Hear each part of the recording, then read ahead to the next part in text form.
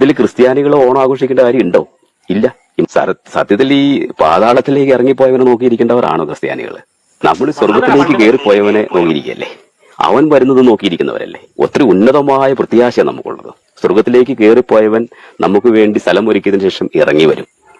അതിടയ്ക്ക് കാണാൻ വരുന്നൊന്നുമല്ല, നമ്മളെയും കൂടെ അങ്ങോട്ട് കൊണ്ടുപോകാൻ വേണ്ടി വരുന്നതാ.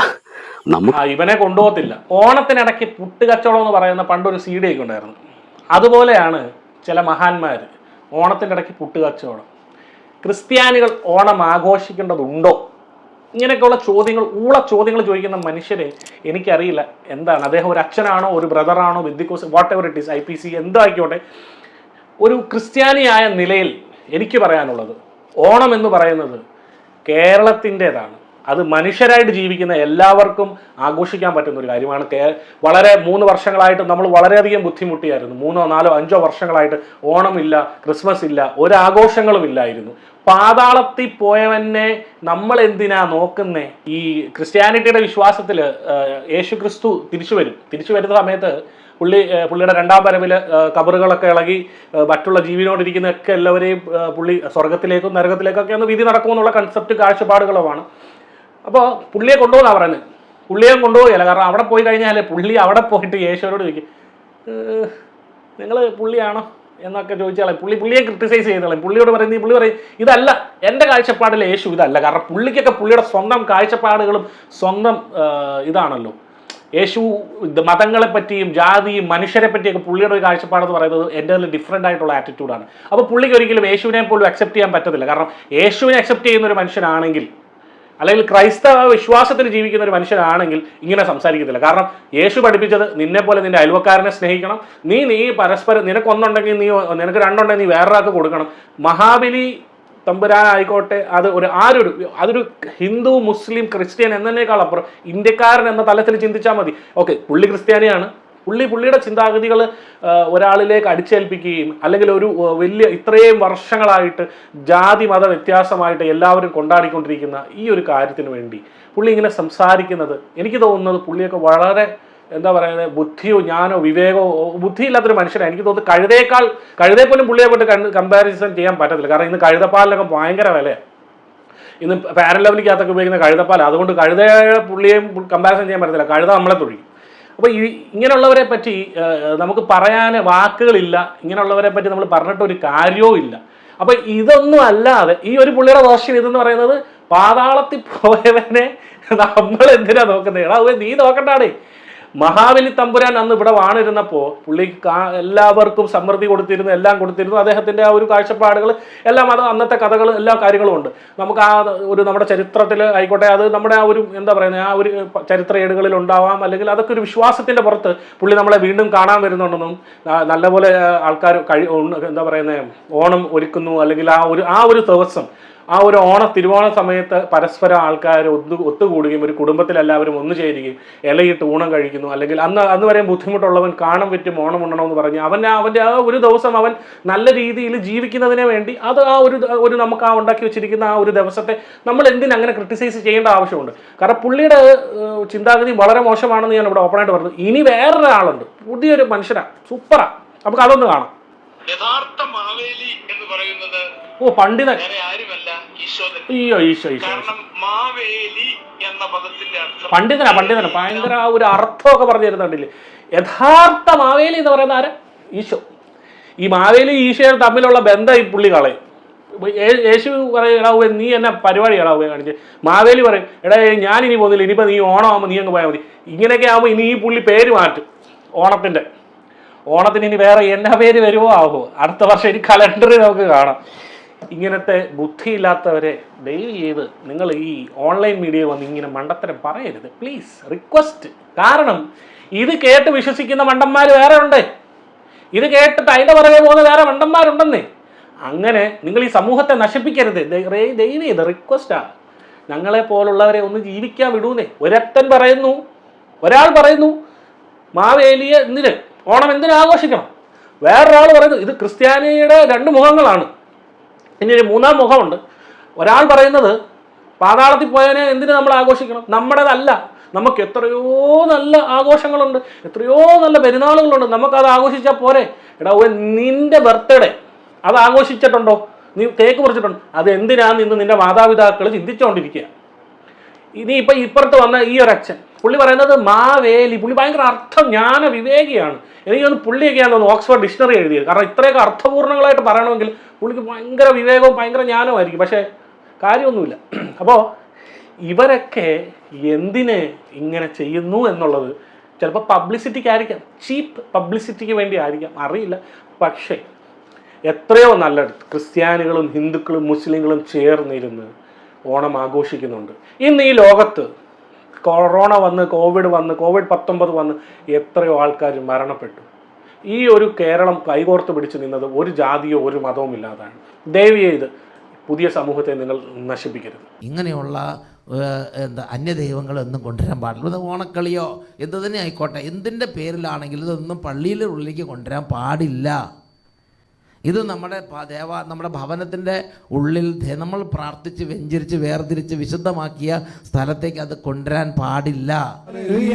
28-ാമത്തെ വാക്യത്തിൽ എന്താ പറയണത്? 12:28 നിങ്ങളോട് കൽപ്പിക്കുന്ന ഈ കാര്യങ്ങൾ എല്ലാം ശ്രദ്ധാപൂർവം നിങ്ങൾ കേൾക്കണം.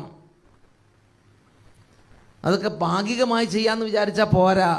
ഞാൻ നിങ്ങളോട് കൽപ്പിക്കുന്ന ഈ കാര്യങ്ങളെല്ലാം ശ്രദ്ധാപൂർവ്വം നിങ്ങൾ കുറച്ച് നിങ്ങളുടെ ഇഷ്ടം, കുറച്ച് ദൈവത്തിൻ്റെ ഇഷ്ടം ചെയ്ത് ഇത് എന്താ ഈ 2 വണ്ടത്തിൽ കാല് വെക്കണത്?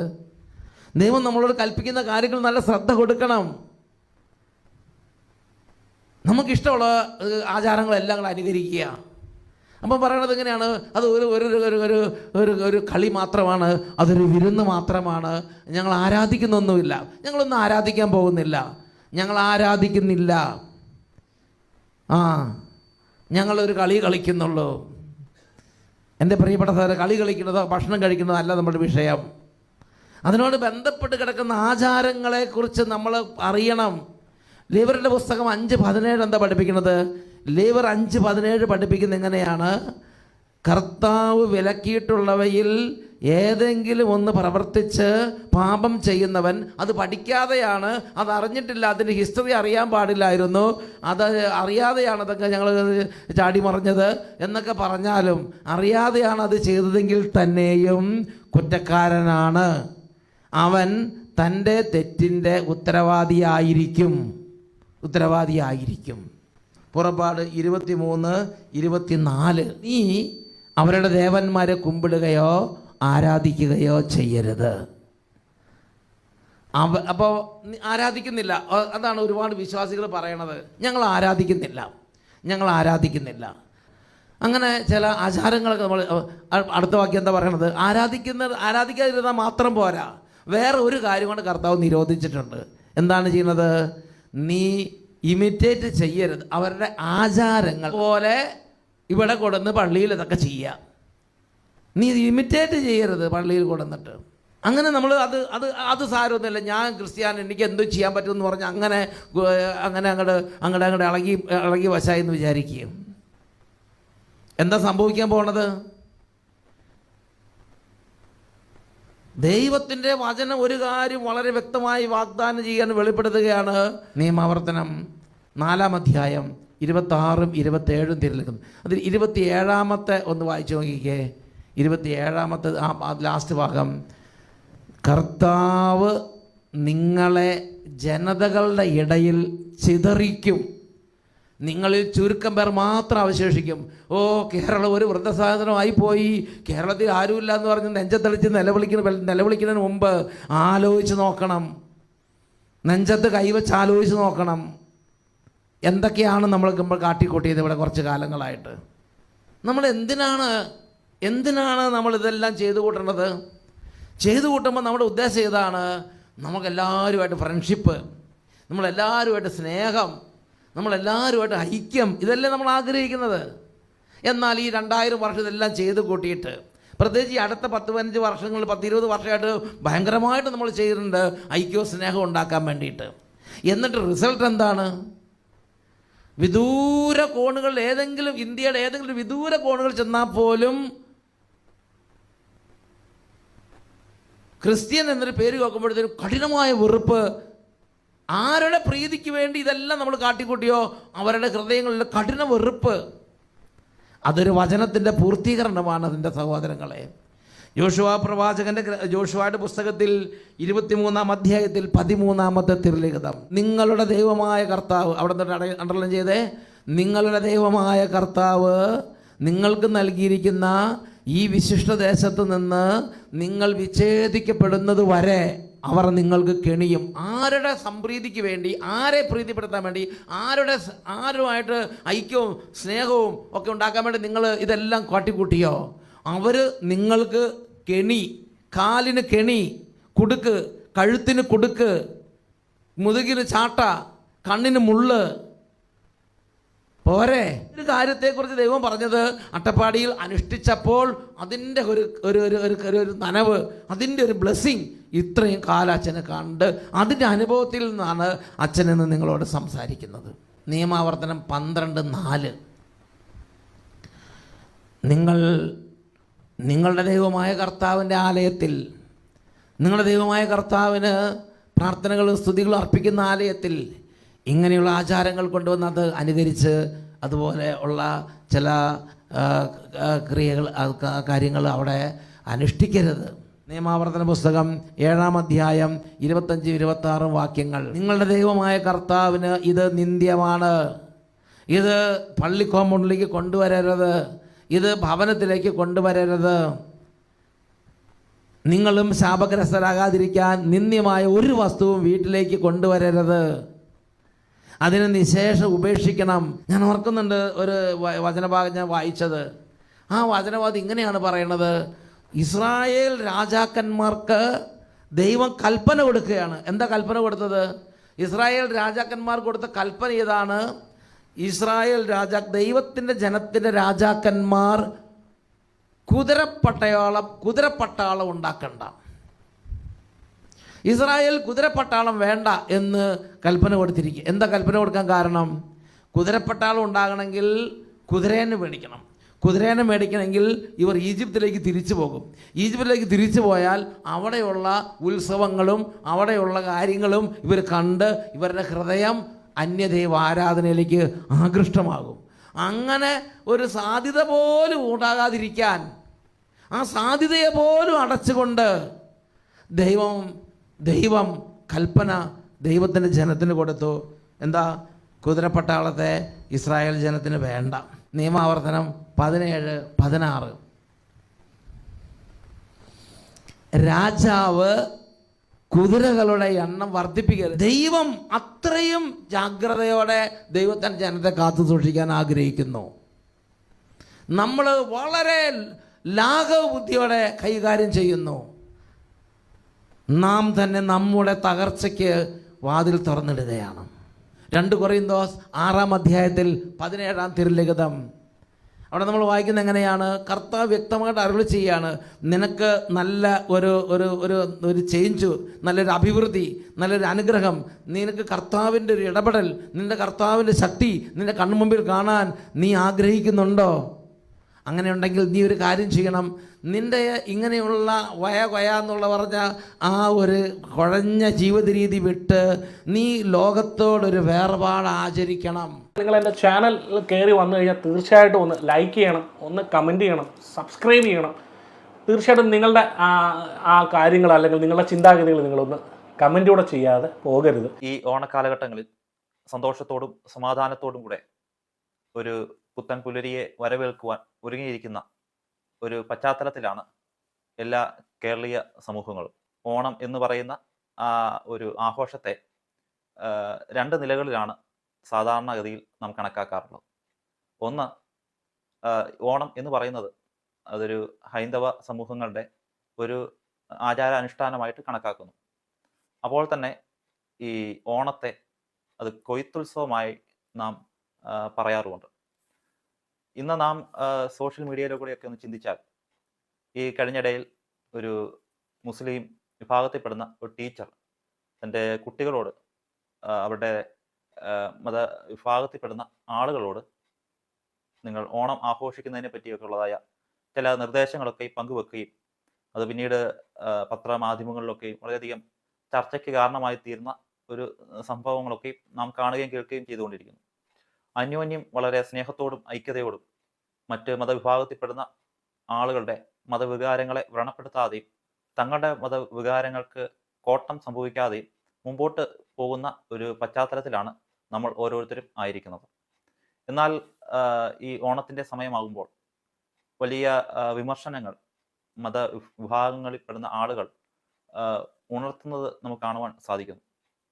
ക്രൈസ്തവ സമൂഹത്തിൽപ്പെടുന്ന ആളുകൾ, ദൈവദാസന്മാർ, അവർ ഓണവുമായി ബന്ധപ്പെട്ട നിലകളിൽ അവരുടേതായ ഗുണദോഷങ്ങൾ പങ്കുവെക്കുമ്പോൾ അതിനെ വലിയ തോതിൽ വിമർശിക്കുന്ന ഒരു പശ്ചാത്തലത്തിലാണ് ഈ വീഡിയോ ഞാൻ തയ്യാറാക്കുന്നത്.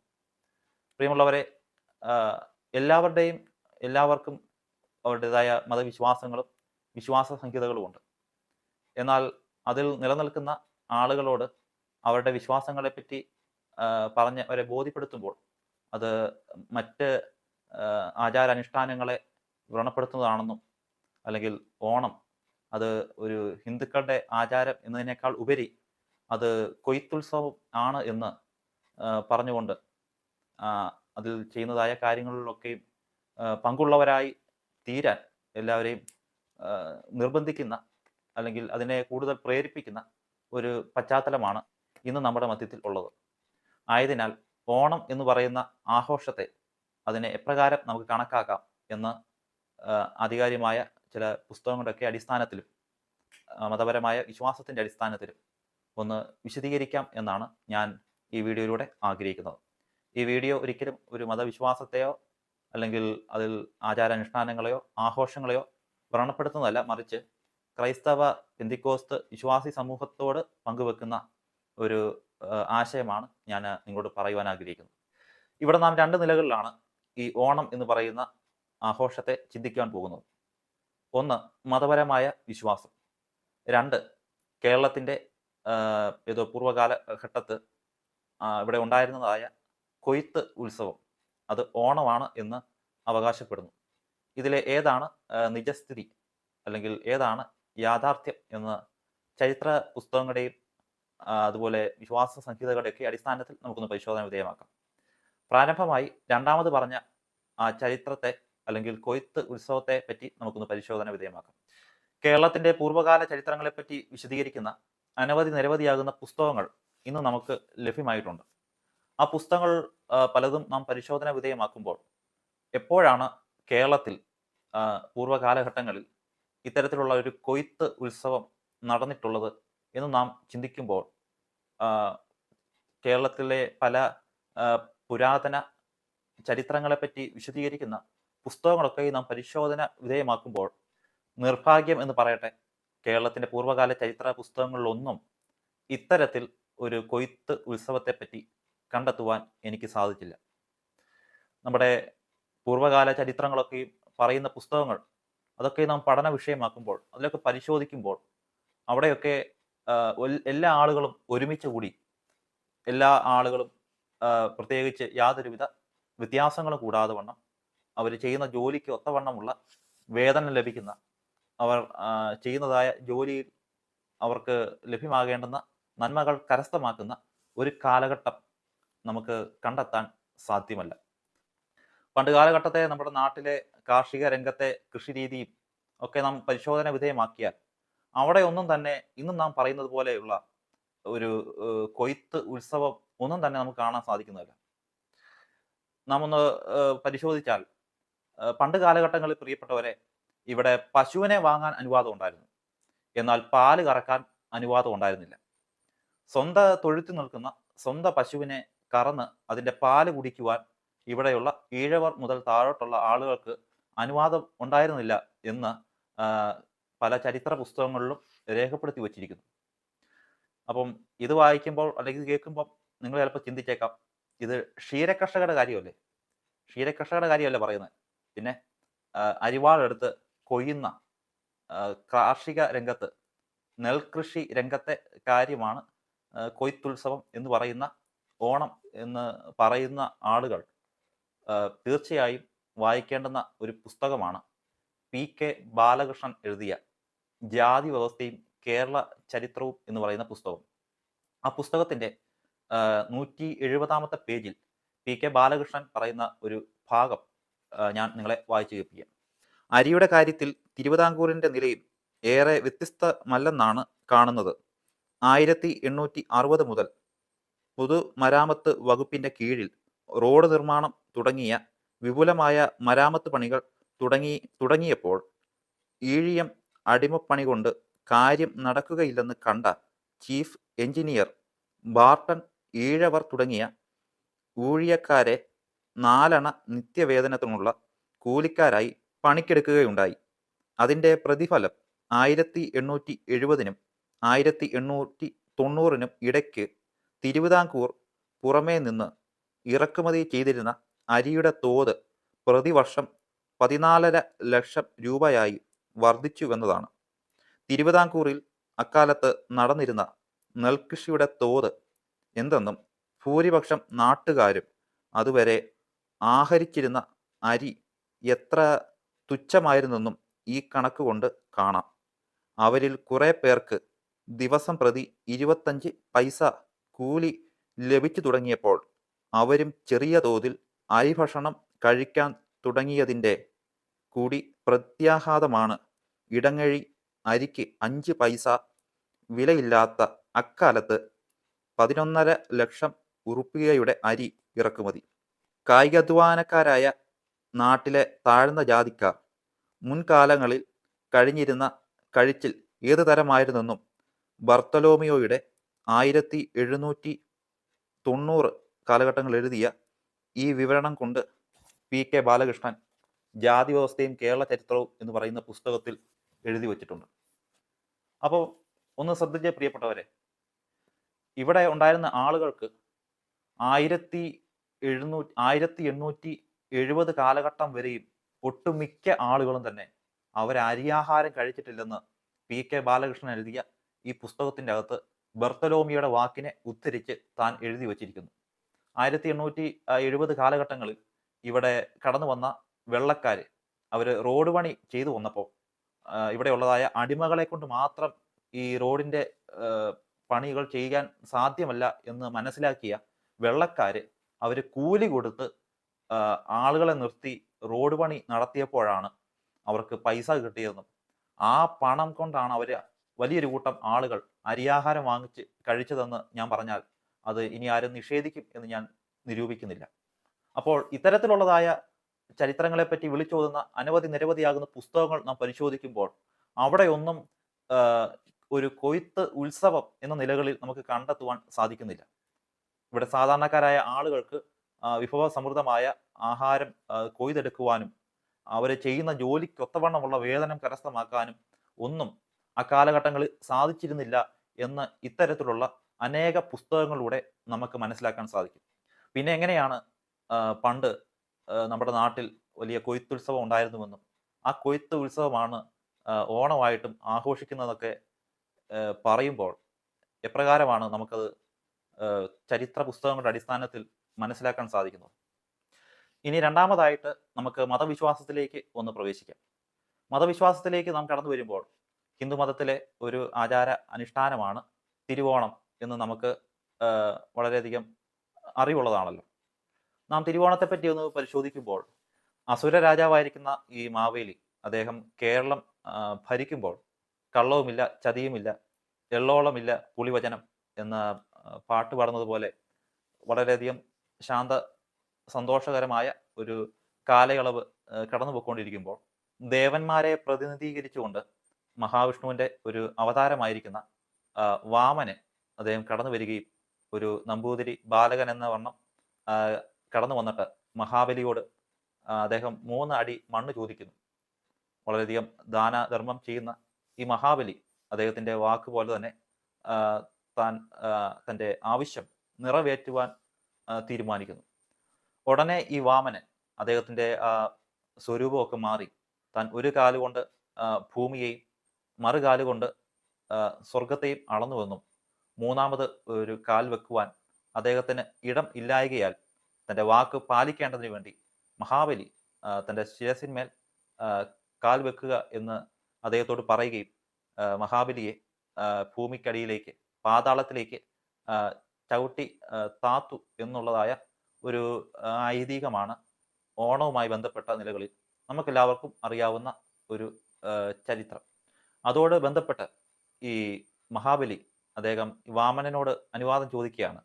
ആണ്ടക്കാണ്ടക്ക് ഞാൻ കടന്നു വന്ന് എൻ്റെ പ്രജയെ കാണുവാൻ എനിക്ക് അനുവാദം തരണം എന്ന് അദ്ദേഹം പറഞ്ഞപ്പോൾ വാമനൻ അത് അംഗീകരിക്കുകയും പിന്നീട് വർഷാവർഷം ഓണത്തിൻ്റെ അന്ന് മഹാബലി തമ്പുരാൻ കേരളത്തെ സന്ദർശിക്കുന്നു എന്നതാണ് ഹൈന്ദവ വിശ്വാസത്തിൽ നിന്നും നാം മനസ്സിലാക്കുന്ന അവരുടേതായ പുരാണ ഇതിഹാസം. അപ്പോൾ ഈ രണ്ട് സംഭവ വികാസങ്ങളിൽ നിന്നും, അതായത് ഓണം എന്നത് ഒരു ഹൈന്ദവ വിശ്വാസം എന്നതും അതുപോലെ തന്നെ ഈ കൊയ്ത്ത് ഉത്സവത്തെ ഓണമായിട്ട് നമുക്ക് കണക്കാക്കാൻ സാധിക്കുന്ന യാതൊന്നും ചരിത്ര പുസ്തകത്തിൽ നിന്നും മനസ്സിലാക്കാൻ സാധിക്കുന്നതില്ല. ഒരിക്കലും എല്ലാ വിഭാഗത്തിൽപ്പെടുന്ന ആളുകളും ഒരുമിച്ചിരുന്ന് അല്ലെങ്കിൽ അവർ ചെയ്യുന്ന ജോലിക്ക് വേതനത്തിന് ഒത്തവണ്ണമുള്ളതായ വേതനം കരസ്ഥമാക്കുന്ന, സന്തോഷത്തോടെ സമാധാനത്തോടുകൂടെ ഐക്യതയോടെ മുമ്പോട്ട് പോകുന്ന ഒരു കൊയ്ത്ത് ഉത്സവം നമുക്കത് ചരിത്രത്തിൽ എവിടെയും കാണുവാൻ സാധിക്കുന്നതല്ല. അപ്പോൾ ഓണം എന്ന് പറയുന്നത് അത് തീർച്ചയായും മതപരമായ ഒരു ആചാര അനുഷ്ഠാനം ആണ് എന്ന് തെളിയിക്കുവാൻ വേണ്ടിയിട്ടാണ് ഞാൻ ഈ വേദഭാഗങ്ങളും ഈ ചരിത്ര പുസ്തകങ്ങളൊക്കെ നിങ്ങളുടെ മുമ്പാകെ ഉദ്ധരിച്ച് പറയുവാൻ ഇടയായി തീർന്നു. ഇനി നമുക്കൊരു കാര്യം ചിന്തിക്കാം. എന്താണ് ഈ ഓണവുമായി ബന്ധപ്പെട്ട് പിന്നീടുള്ള സംഭവം? ഓണത്തിന് മറ്റിതര മതവിഭാഗത്തിൽപ്പെടുന്ന ആളുകൾ അവർ ഈ ഓണത്തിൽ ചെയ്യപ്പെടുന്നതായ ഓരോ ആഘോഷങ്ങളും ഓരോ സംഭവങ്ങളിലും പങ്കാളികളായി തീരുന്നത് അത് കുഴപ്പമില്ല എന്ന് പറയുന്ന അനേക ആളുകളെ നമുക്കിന്ന് കാണാൻ സാധിക്കും. പ്രത്യേകിച്ച് ക്രൈസ്തവ സമൂഹത്തിൽ ഉള്ളതായ ആളുകൾ, അവർ ചില പാസ്റ്റർമാരൊക്കെ അവർ തൻ്റെ സമൂഹത്തിൽ പെടുന്നതായ ക്രൈസ്തവ വിശ്വാസികളോട് ഇതിനെപ്പറ്റിയൊക്കെ ഉള്ളതായ ചില നിർദ്ദേശങ്ങൾ പങ്കുവെക്കുമ്പോൾ അതിനെ വളരെയധികം വിമർശിക്കുന്ന, അത്തപ്പൂ ഇടുന്നതിന് എന്താണ് കുഴപ്പം, അതുപോലെ തന്നെ അതുമായി ബന്ധപ്പെട്ട പല കളികളിലൊക്കെ ഏർപ്പെടുന്നത്, തിരുവാതിരയിലൊക്കെ ഏർപ്പെടുന്നത് എന്താണ് കുഴപ്പമെന്ന് പറയുന്നത് ഒക്കെ നമുക്ക് കാണുവാൻ സാധിക്കും. എന്നാൽ നാം ഇതിനെപ്പറ്റി ഒന്ന് പരിശോധിക്കുമ്പോൾ ഓണം എന്ന് പറയുന്ന ഹൈന്ദവ വിശ്വാസ സമൂഹത്തിൻ്റെ ആ ആചാര അനുഷ്ഠാനങ്ങളെപ്പറ്റി നാം ഒന്ന് പരിശോധിക്കുമ്പോൾ നമുക്ക് ഗൂഗിളിൽ സെർച്ച് ചെയ്യുമ്പോൾ ലഭിക്കുന്നതായ ചില കാര്യങ്ങളെപ്പറ്റി ഞാൻ നിങ്ങളോട് പങ്കുവെക്കുവാൻ ആഗ്രഹിക്കുന്നു. സാധാരണയായി ഉത്രാടം ദിനത്തിൽ പൂക്കളത്തിന് സമീപം നാക്കിലയിലെ 5 ഓണത്തപ്പൻ്റെ രൂപങ്ങൾ വെക്കുന്നതാണ് പതിവ്. അതിൽ നടുവിൽ വലിയ തൃക്കാക്കര അപ്പനും ഇരുവശങ്ങളിൽ താരതമ്യേന ചെറുതുമായ രൂപങ്ങളായിരിക്കും വയ്ക്കുക. ഉത്രാടം നാൾ എത്തുന്നതിന് മുമ്പ് തന്നെ ഓണത്തപ്പനെ ഉണ്ടാക്കി വെക്കാറുണ്ട്.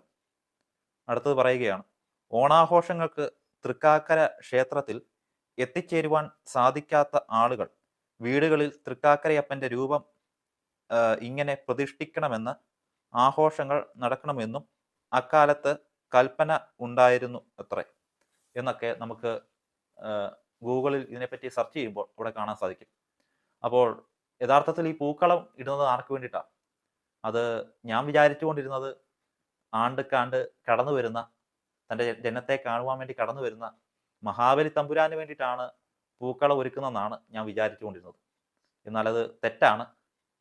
പൂക്കളം ഒരുക്കുന്നത് മഹാവിഷ്ണുവിൻ്റെ അവതാരമായ ഈ വാമനൻ അദ്ദേഹത്തിന് വേണ്ടി, അല്ലെങ്കിൽ തൃക്കാക്കര അപ്പന് വേണ്ടിയിട്ടാണ് ഈ പൂക്കളം ഒരുക്കുന്നതെന്നും ആ പൂക്കളം ഒരുക്കുന്ന ചാണകം മെഴുകിയ തറയിൽ ഒരുക്കപ്പെടുന്ന പൂക്കൾക്ക് പോലും പ്രത്യേകതയുണ്ട് എന്നും, യഥാർത്ഥത്തിൽ ഈ തൃക്കാക്കര അപ്പനെ വരവേൽക്കുന്ന, അദ്ദേഹത്തിനെ കൊണ്ടുവന്ന് പ്രത്യേകമായി ഒരുക്കപ്പെട്ടതായ ആ ഇടത്ത് അല്ലെങ്കിൽ ആ രൂപത്തിൽ കൊണ്ടുവന്ന് ഇരുത്തുന്ന ഒരു ഹൈന്ദവ വിശ്വാസി സമൂഹത്തിൻ്റെ ഒരു ആചാരമാണ് ഇതെന്ന് നമുക്ക് മനസ്സിലാക്കാൻ സാധിക്കും.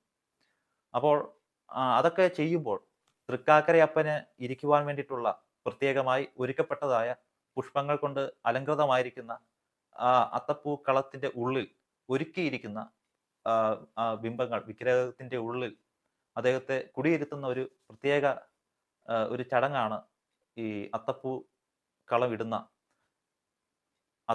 ഇടുന്ന സമ്പ്രദായം എന്ന് നാം മനസ്സിലാക്കുന്നു.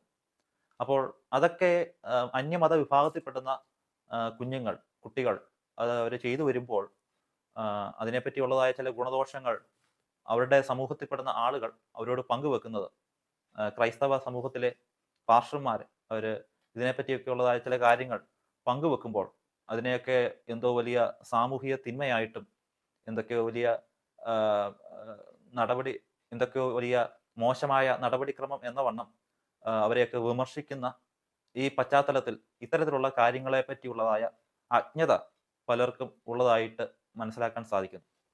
അതുകൊണ്ട് പ്രിയമുള്ളവരെ, ഇതുമായി ബന്ധപ്പെട്ട പല ആചാരാനുഷ്ഠാനങ്ങളൊക്കെ നാം നോക്കിയാൽ ഇന്ന് ക്രൈസ്തവ സമൂഹത്തിൽപ്പെടുന്ന ആധ്യാത്മിക നേതാക്കന്മാരായ പല പുരോഹിതന്മാരും ഇത്തരത്തിലുള്ളതായ ഓണത്തിൽ പങ്ക് ചേർന്ന് അത്തപ്പൂടുന്നതും അല്ലെങ്കിൽ നൃത്തം ചെയ്യുന്നതും തിരുവാതിര കളിക്കുന്നതൊന്നും കുഴപ്പമില്ല, അതൊക്കെ ഒരു കലാചാരത്തിന്റെ ഭാഗമായി മാത്രം എടുത്താൽ മതി എന്ന് പറയുന്നത് കേൾക്കാൻ സാധിക്കും. എന്നാൽ ഒരു കാര്യം നാം മനസ്സിലാക്കേണ്ടിയിരിക്കുന്നത്, ഈ തിരുവാതിര കളിക്കുന്നത് അത് ഞാൻ മനസ്സിലാക്കുന്നത് പരമശിവന്റെ ജനനവുമായി ബന്ധപ്പെട്ട് അദ്ദേഹത്തെ പ്രീതിപ്പിക്കുവാൻ വേണ്ടി സ്ത്രീ സമൂഹങ്ങൾ ചെയ്യുന്നതായ നൃത്ത ആവിഷ്കാരമാണ് ഈ തിരുവാതിര എന്നാണ് ഞാൻ മനസ്സിലാക്കുന്നത്. അപ്പോൾ അതൊക്കെ ചെയ്യാൻ ആവശ്യപ്പെടുന്ന, അല്ലെങ്കിൽ അത് ചെയ്താലും കുഴപ്പമില്ല എന്ന് ആവശ്യപ്പെടുന്ന ആളുകൾ അവർക്ക് എങ്ങനെയാണ് ക്രൈസ്തവ സമൂഹത്തെ മുമ്പോട്ട് നയിക്കുവാൻ സാധിക്കുന്നതെന്ന് ഞാൻ ആശങ്കപ്പെടുന്നു. അതുകൊണ്ട് പ്രിയമുള്ളവരെ, ഇത്തരത്തിലുള്ളതായ ഓണാഘോഷങ്ങളിൽ ക്രൈസ്തവ സമൂഹത്തിൽപ്പെടുന്ന ആരും പങ്കെടുക്കരുതെന്നോ അല്ലെങ്കിൽ അതിനോട് എതിർപ്പ് പ്രകടിപ്പിക്കണമെന്നോ ഒന്നുമല്ല ഞാൻ പറയുന്നത്. പ്രത്യേക നമ്മുടെ കേരള സംസ്ഥാനം 1961 കാലഘട്ടങ്ങളിലും മറ്റും ഈ ഓണ ആഘോഷത്തെ കേരളത്തിന്റെ ഔദ്യോഗികമായ ദേശീയ ഉത്സവമായിട്ട് പ്രഖ്യാപിച്ചതാണ്. അതുകൊണ്ട് തന്നെ നമ്മുടെ സ്കൂളുകളിലും കോളേജുകളിലും സാമൂഹികമായ പ്രവർത്തനങ്ങളൊക്കെ നടക്കുന്ന ഇടങ്ങളിലൊക്കെയും ഇത്തരത്തിലുള്ള ഓണാഘോഷം നിശ്ചയമായും നടത്തും. അതുകൊണ്ട് അതിൽ നിന്നൊക്കെയും വർജിച്ച് മാറാൻ നമുക്ക് ഒരിക്കലും സാധിക്കുന്നതല്ല. ഒരു 25% നമ്മളെല്ലാവരും സാമൂഹ്യ ജീവികളായിരിക്കുന്ന ഓരോ വ്യക്തികളും അതിലൊക്കെയും ഭാഗവാക്കായി തീരേണ്ടത് വളരെയധികം അത്യന്താപേക്ഷിതമാണ് എന്നും ഞാൻ ചിന്തിക്കുന്നു. നമ്മൾ സമൂഹവുമായി ഇടകലർന്ന് ജീവിക്കുന്നത് കൊണ്ട് തന്നെ തീർച്ചയായിട്ടും ഇത്തരത്തിലുള്ളതായ ആചാരാനുഷ്ഠാനങ്ങളിലൊക്കെ നമ്മളും ഭാഗവാക്കായി തീരേണ്ടുന്ന ആവശ്യകത ഉണ്ട് നിശ്ചയമായി. എന്നാൽ ആ സാഹചര്യത്തിന്റെ മധ്യത്തിൽ ഇവയൊന്നും വർജിക്കുകയല്ല വേണ്ടത്. ഓണാഘോഷം സ്കൂളിൽ നടക്കുമ്പോൾ എൻ്റെ കൊച്ചിനെ സ്കൂളിൽ വിടുന്നില്ലെന്ന് പറയുകയല്ല വേണ്ടത്. ഒരു ഓഫീസിൽ അത്തരത്തിലുള്ള ഒരു ഓണാഘോഷം നടക്കുമ്പോൾ ഞാൻ ഇന്ന് പോകുന്നില്ല എന്നല്ല പറയേണ്ടത്, മറിച്ച് അതിലൊക്കെ സംബന്ധിക്കണം, അതിലൊക്കെയും ഭാഗവാക്കായി തീരണം. എന്നാൽ അവിടെ ചെന്ന് അത്തപ്പൂ ഇടുമ്പോൾ ഓർക്കണം, അത് തൃക്കാക്കരയപ്പനെ പ്രതിഷ്ഠിക്കുവാൻ വേണ്ടിയിട്ട് ഒരു കാലഘട്ടത്ത് ചെയ്തു വന്നൊരു കാര്യമാണ്. അതിൽ എനിക്ക് ഭാഗവാക്കായി തീരാൻ സാധിക്കുമോ എന്ന് നാം ഓരോരുത്തരും ഒന്ന് സ്വയശോധന ചെയ്യണം.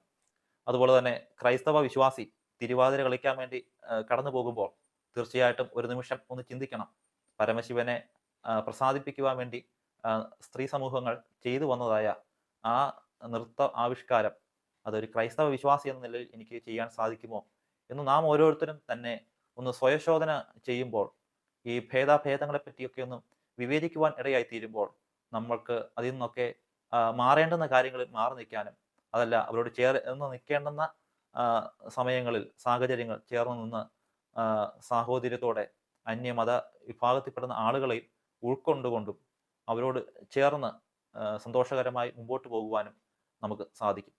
അതുകൊണ്ട് ഞാനിവിടെ പങ്കുവച്ചതായ ഈ കാര്യങ്ങളൊന്നും ഒരിക്കലും മറ്റ് വിഭാഗത്തിൽപ്പെടുന്ന ആളുകളോടല്ല, വിശ്വാസി സമൂഹത്തോട് എനിക്ക് പറയാനുള്ളതായ ഒരു സന്ദേശം, നമ്മൾ ഈ ലോകത്തിൽ ജീവിക്കുമ്പോൾ ഇത്തരത്തിലുള്ള അനേക ആചാരാനുഷ്ഠാനങ്ങളിലൂടെ മുസ്ലിങ്ങളുടെ, ഹൈന്ദവരുടെ എന്ന് വേണ്ടുന്ന അനേക ആളുകളുടെ ആചാരങ്ങളെയൊക്കെയും അനുഷ്ഠാനങ്ങളെയൊക്കെയും തൊട്ടു തഴുകിയൊക്കെയാണ് മുമ്പോട്ട് പോകുന്നത്.